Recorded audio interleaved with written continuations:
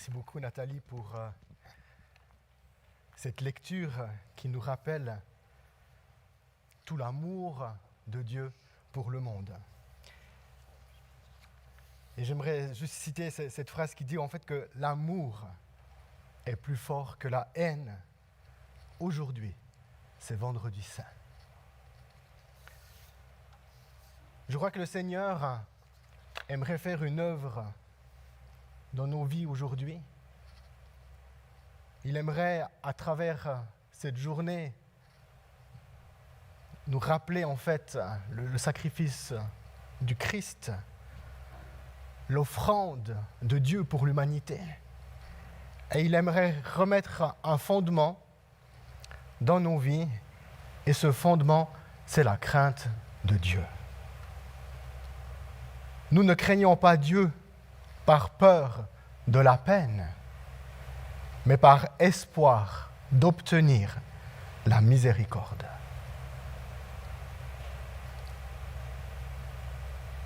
Dans l'Épître aux Hébreux, chapitre 2, il dit « Il s'ensuit que nous devons prendre plus au sérieux le message entendu, si nous ne voulons pas aller à la dérive. Car si la parole annoncée par des anges entra en vigueur, et si toute transgression et toute désobéissance reçut une juste rétribution, comment nous-mêmes échapperions-nous si nous négligeons un pareil salut qui commença à être annoncé par le Seigneur, puis fut confirmé pour nous par ceux qui l'avaient entendu, et fut appuyé aussi du témoignage de Dieu par des signes et des prodiges, des miracles de toutes sortes, et par des dons de l'Esprit Saint répartis selon sa volonté. »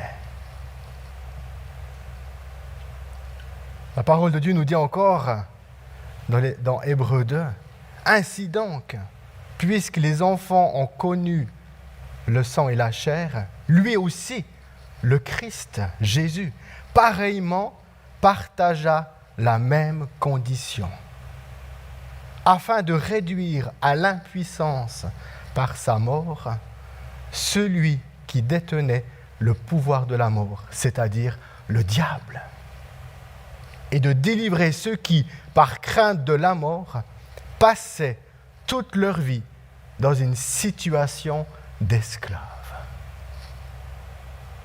L'amour est plus fort que la haine.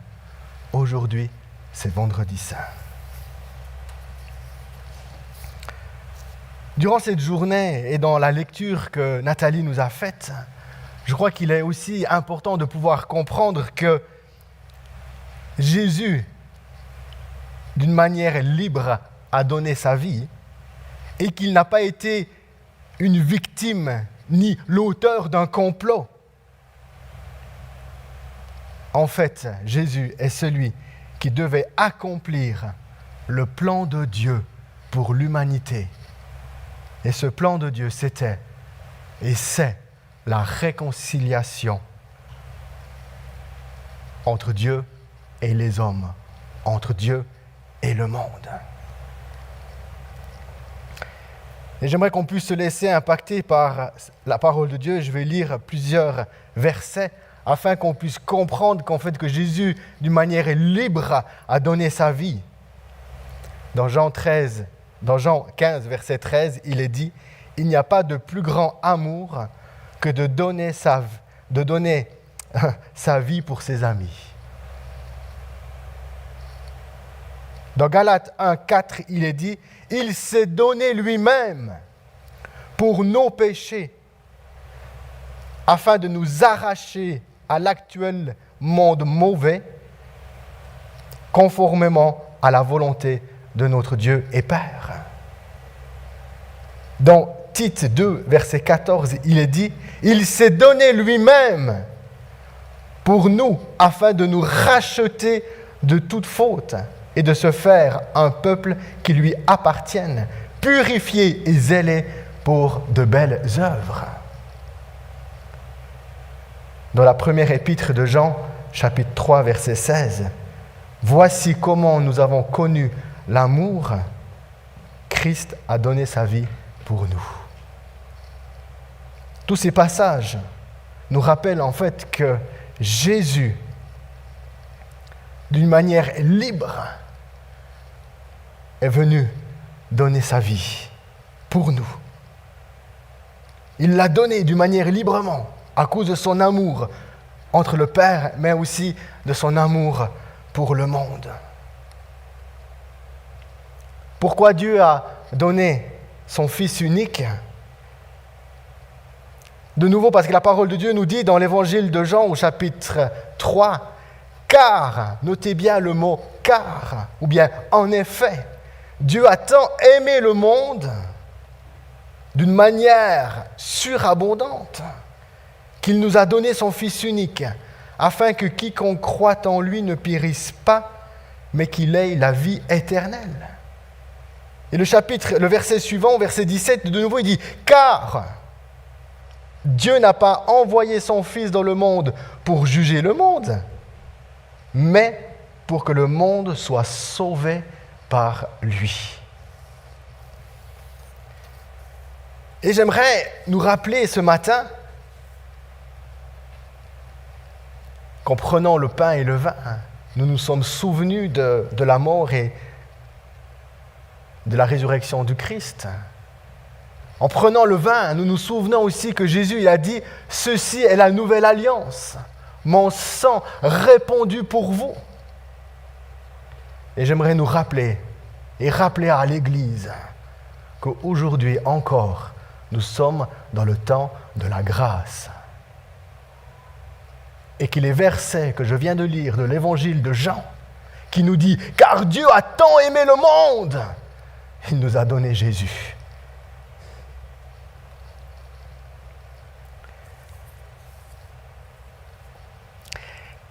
Car Dieu n'a pas envoyé son Fils dans le monde pour le juger, mais pour le sauver. Alors, ce que nous vivons aujourd'hui dans ce confinement, on parle du coronavirus, on parlerait peut-être encore d'autres situations. On pourrait aussi parler de la maladie tout court. Est-ce que Dieu a envoyé la maladie ? Est-ce que ce que nous vivons, c'est le jugement de Dieu ? Eh bien, selon Jean 3, 16, 17, et je lirai encore après le verset 18, je dis non. Car Dieu a tant aimé le monde qu'il nous a donné son Fils. Car Dieu n'a pas envoyé son Fils dans le monde pour le juger, mais pour que le monde soit sauvé par lui. Et écoute, encore Jean 3, verset 18, il dit « Celui qui croit en lui n'est pas jugé, mais celui qui ne croit pas est déjà jugé parce qu'il n'a pas cru au nom du Fils unique de Dieu. » Et ce que je trouve intéressant dans ce passage de Jean 3, 16, 17 et 18, les deux prépositions au verset 16 et 17, ce « car » est comme une parole qui veut venir pénétrer nos cœurs, pénétrer nos raisonnements. Comment est-ce possible de croire que quand il y a un malheur, c'est Dieu qui juge ? Où est l'amour de Dieu quand on voit une personne malade? Où est l'amour de Dieu quand on voit des situations catastrophiques au niveau de l'économie? Où est l'amour de Dieu dans ces choses? Eh bien, nous ne voyons pas l'amour de Dieu là-dedans, nous voyons l'amour de Dieu dans le Christ. Nous voyons l'amour de Dieu dans la personne de Jésus, qui est descendu du ciel, qui est venu nous rejoindre. Nous voyons l'amour de Dieu quand nous voyons le Christ cloué à la croix.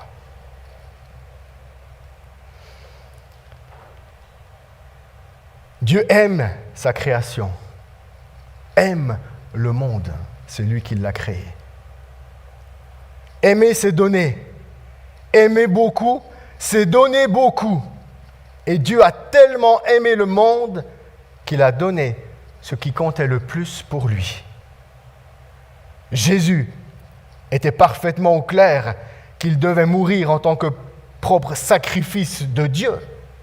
Et l'Écriture nous l'atteste déjà dans le livre de la Genèse, au chapitre 22, verset 14, au moment où tout d'un coup Abraham suite à la parole de Dieu, a dû aller offrir son fils en sacrifice. Et l'histoire nous révèle que quand Abraham a pris le couteau pour égorger son fils, eh bien l'ange de l'Éternel est apparu, il lui a tenu la main, il lui a dit « Stop !»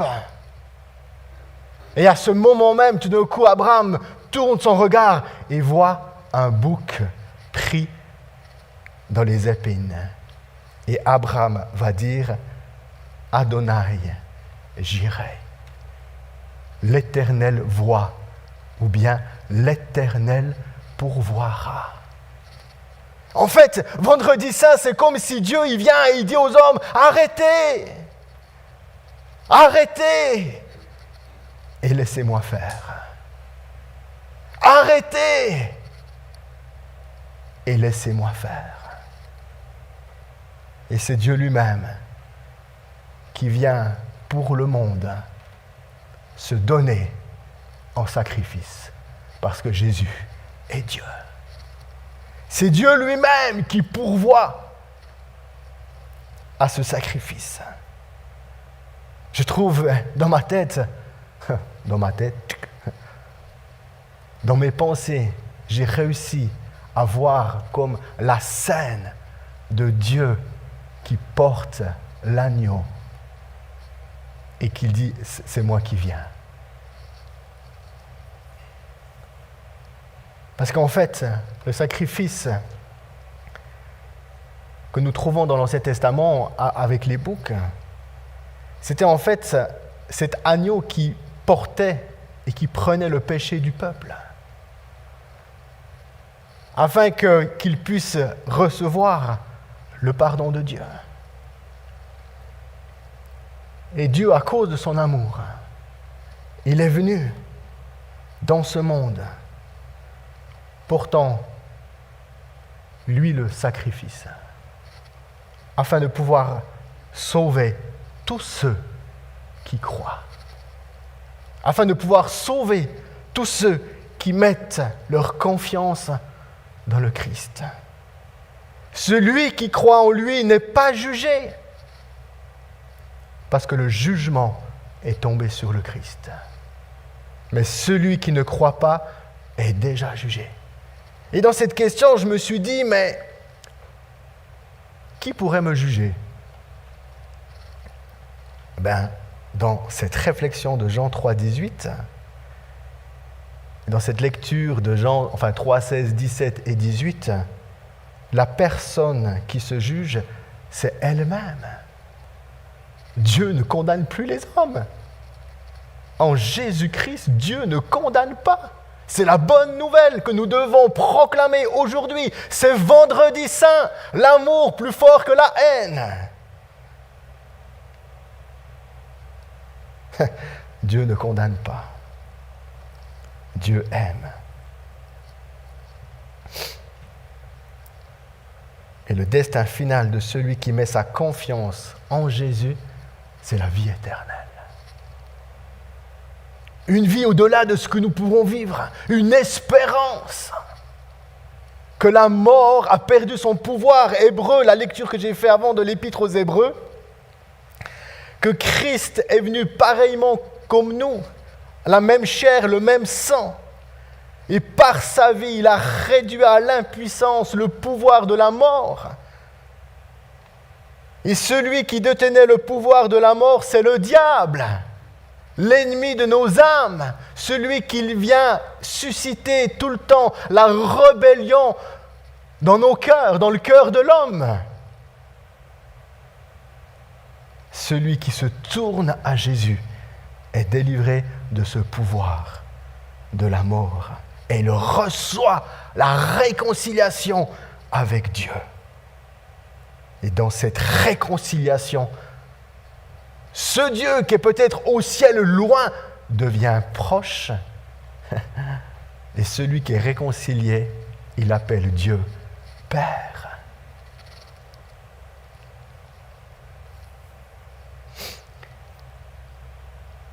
J'aimerais maintenant parler de Jésus à la croix. Comme je l'ai dit, celui qui croit en lui n'est pas jugé parce que le jugement est allé sur le Christ. Et j'aimerais lire 3 passages. Le premier dans Romains 3, 25 qui dit « C'est lui que Dieu a destiné à être par son sang une victime expiatoire pour ceux qui croiraient.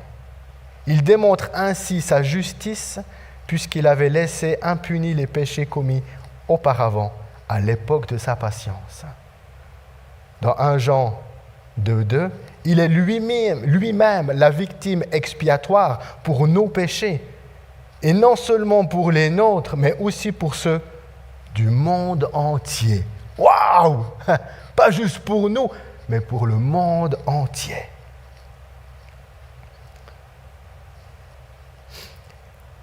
Et cet amour consiste non pas dans 1 Jean 4,10, et cet amour consiste non pas dans le fait que nous avons aimé Dieu, mais dans le fait que lui nous a aimés et a envoyé son Fils comme une victime expiatoire pour nos péchés.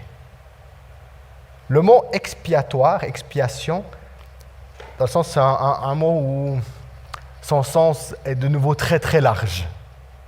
Mais nous pouvons comprendre que le mot expiation est la dimension d'apaiser, le moyen d'apaiser.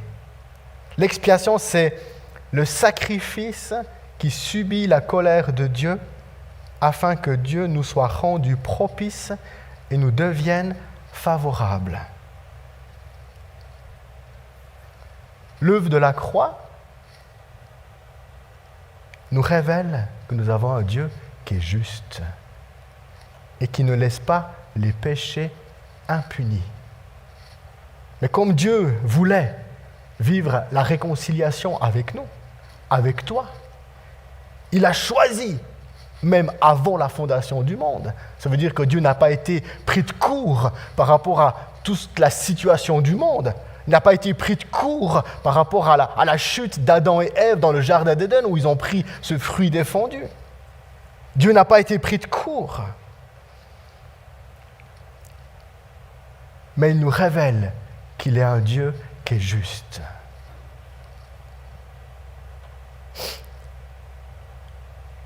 Ce qui est important à comprendre, ce n'est pas juste la mort de Jésus à la croix qui nous donne la vie, parce qu'il fallait un sacrifice sans tache, un sacrifice pur, sans défaut. Ça veut dire qu'à un moment donné, toute la vie du Christ, au moment de sa conception jusqu'à sa mort, dans son adolescence, et au moment où tout d'un coup il y a une apparition dans les Écritures, à l'âge de 12 ans, on voit qu'il va avec ses parents au temple. Puis après, il y a à nouveau un temps de pause et on le revoit quand il a 30 ans et quand il rentre dans le ministère. Et c'est là toute cette zone de sa vie entre 30 ans et 33 ans, quand il est mort, c'est là où tous les évangiles nous relatent sa vie. Mais ce qui est important à comprendre, c'est qu'à un moment donné, Jésus était sans défaut. Jésus a su aimer son Père, Dieu, de tout son cœur. Jésus a su, j'ai envie de dire, vivre selon l'exigence de la loi. Et qu'en fait, au moment où Christ est venu dans le monde et a vécu, eh bien, c'était déjà je perds mon mot. En fait, il y a le déclenchement, c'est ça, du projet rédempteur de Dieu. Au moment où Jésus, eh bien, qu'il a commencé de vivre, c'était le moyen, ça a commencé déjà de vivre. Parce que pour que son sacrifice puisse avoir de l'impact dans nos vies, il devait avoir une vie pure, sans péché.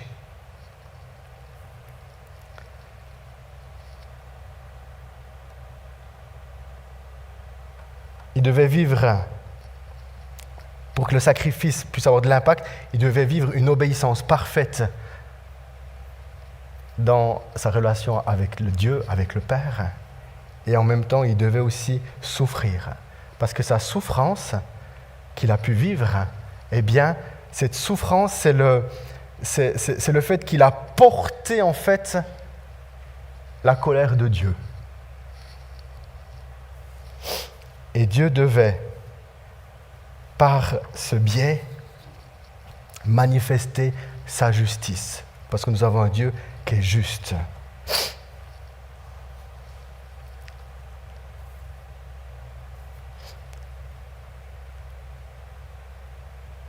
Quelques points par rapport à la souffrance de Jésus.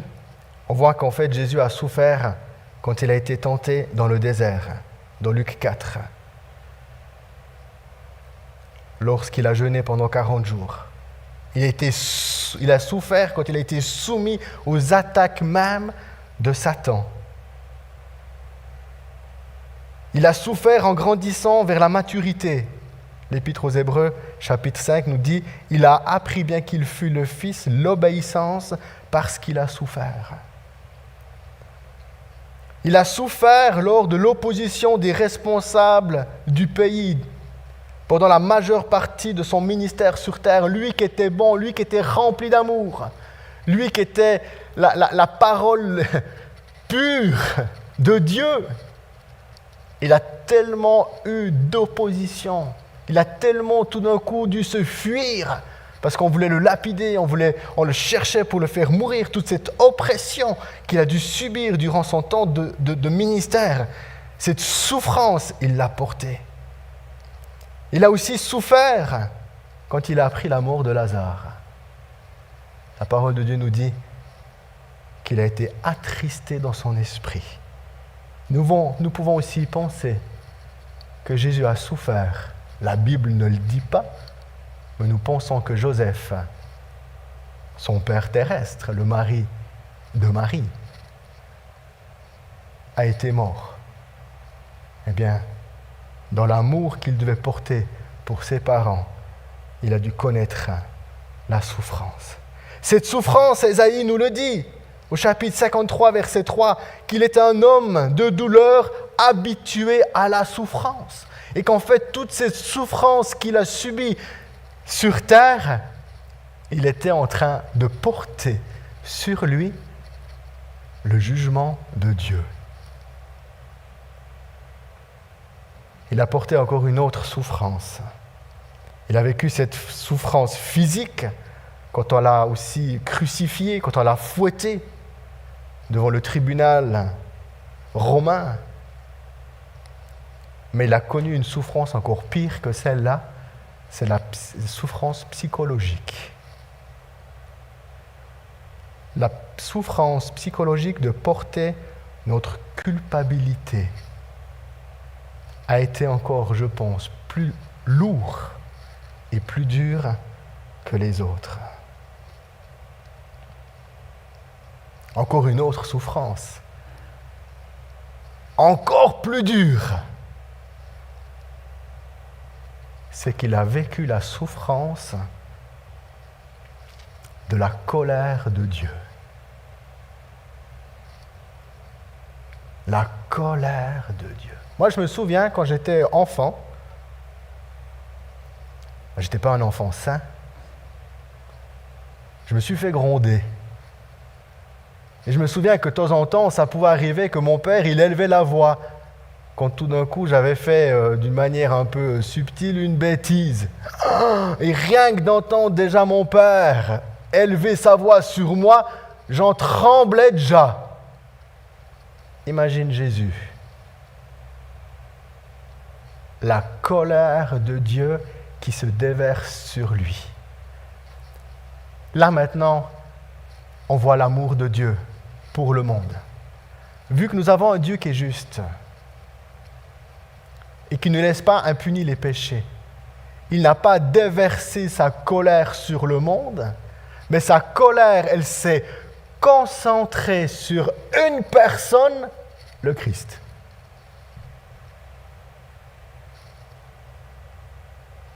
Du coup, dans la foi en Jésus, nous sommes délivrés de ce jugement et de cette colère et nous pouvons juste goûter à l'amour de Dieu. Amen. Nous pouvons juste goûter à l'amour de Dieu. La crainte de Dieu, c'est nous ne craignons pas Dieu par peur de la peine, mais par espoir d'obtenir miséricorde.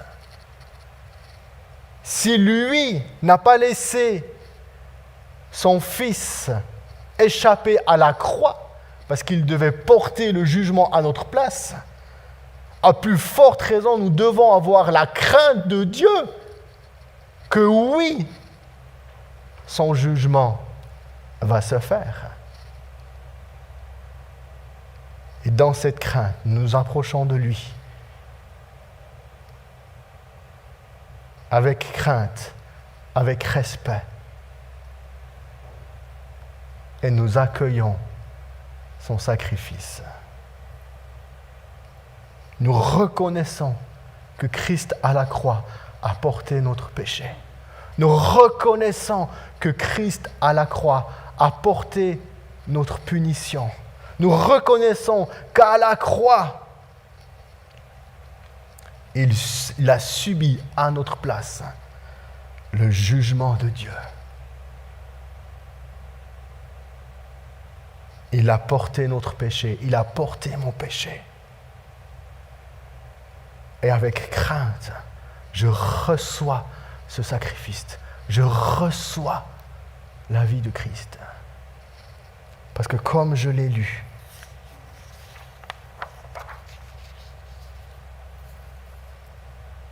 car Dieu a tant aimé le monde qu'il a donné son Fils unique, afin que quiconque croit en lui ne périsse pas, mais qu'il ait la vie éternelle.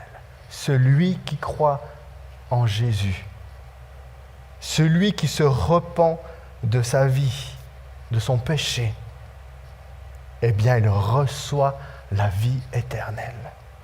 Il est échappé de la colère et du jugement. Et ma prière, pour toi qui es derrière ton écran, pour ceux que peut-être plus tard vont pouvoir visionner cette vidéo, je vous en supplie, soyez pleinement réconciliés avec Dieu. Je vous en supplie, Église, tiens ferme dans la confession de votre foi, malgré tous les obstacles, malgré toutes les difficultés que nous pouvons avoir. Tenez ferme dans la foi. Tenez ferme la confession de votre amour pour le Christ. Tenez ferme votre baptême.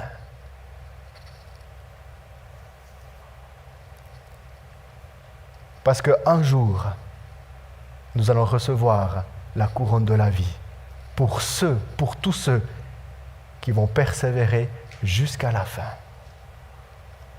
Qu'aujourd'hui, vous puissiez sentir dans votre corps l'Esprit Saint qui ranime, qui ravive en vous cette foi, cette audace, ce zèle, cet amour pour le Christ.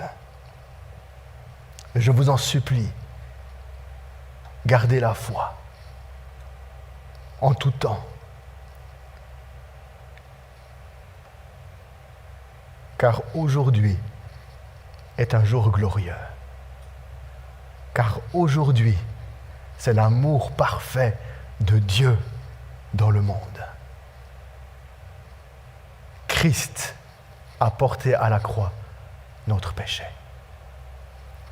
Que Dieu vous bénisse et je vous souhaite un joyeux Vendredi Saint.